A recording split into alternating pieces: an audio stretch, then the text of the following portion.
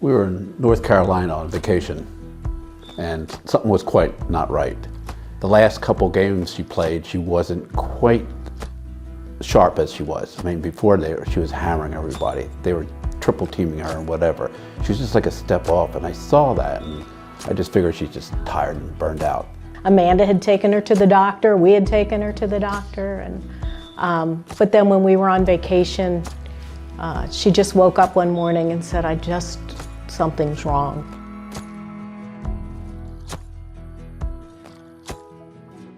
I think having us all together when she got the diagnosis, it brought us even closer. You know, we always were a tight-knit family to begin with, but this kind of all rallied us to support and help take care of her. She got the standard chemotherapy that's prescribed for AML leukemia, and she got through it with the usual sorts of side effects, in that she was hospitalized initially for 5 weeks, and then once we were ready to go for transplant, and she had relapsed. Very loving and caring, very supportive of her family members. She was the fun one. Thanks. She had a presence. Yeah, she did. No matter where she went, you knew she was there, and she made sure you knew she was there. She's a fighter. She was. She doesn't give up. She was a fighter. She was a fighter ever since she was born. I remember at school, it was elementary school, she was hanging on the bars. Monkey bars. Mm-hmm. And there were time to see how long they could last. And she came home, her hands were all bloody, bleeding, her calluses were all ripped off. I said, "What are you doing?" I said, "I didn't want the boys to win." She was going to be the last one hanging, and she did. So this was just another challenge for her, and she was going to fight it, and she was going to win. In her mind, she was going to do this. Relentless, probably still to this day, probably the fastest athlete I've ever seen. I still vividly remember when we would train in the field house when it was cold, and she would race against the football players, and her, sprint would be faster than half of the linebackers, which was just hilarious to see.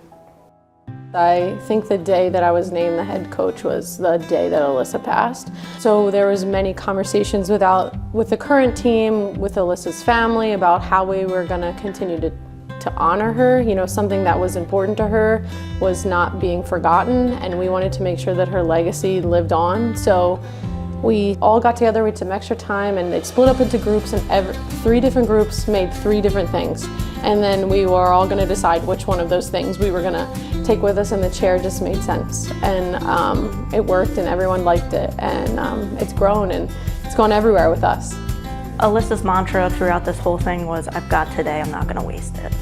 And that's what we kind of try to live by, carrying on her memory. Coming up here, you see them all wearing their orange, all wearing their Like an Ox, t-shirts, carrying this lovely orange chair to their games. So it's nice to see them continuing to honor her, since the 7 years now that she's gone.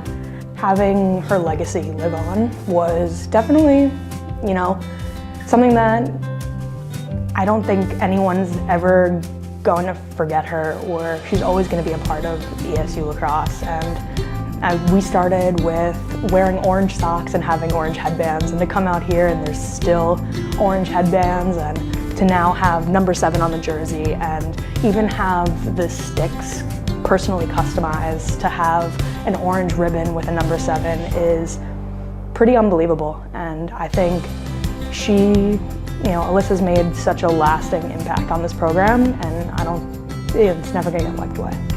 Obviously no one on the team at this point has played with Alyssa, but we talk about her, and not only do we talk about her, but we talk about others who are in this scenario who don't get the opportunity to play or finish their careers, or being a student athlete is important, and it was important to her, and it's important to all of us that are in this room and on this team, and not everyone knew her, but everyone can relate, right? And that changes people, something that you think is irregular. You think you go to college and you play on a sports team, you're gonna play every game that's promised to you, right?